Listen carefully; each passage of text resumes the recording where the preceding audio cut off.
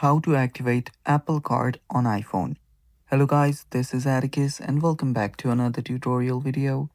In today's video, I'll teach you guys how you can activate your Apple Card on your iPhone.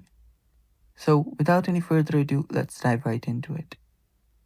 So to activate your card on your iPhone, first you will need to have set it up on your wallet app.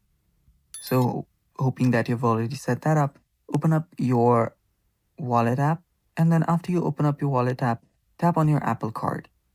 After you tap on your Apple Card, you'll find the activate your card option. Tap on it.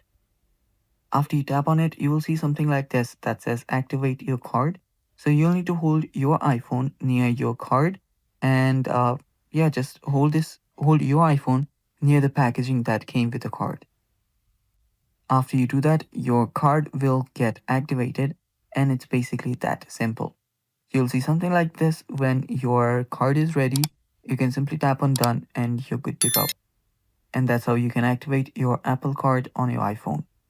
Thanks for watching. That's all for today's video. Stay tuned for more upcoming tutorial videos, and if you're new to our channel, don't forget to subscribe.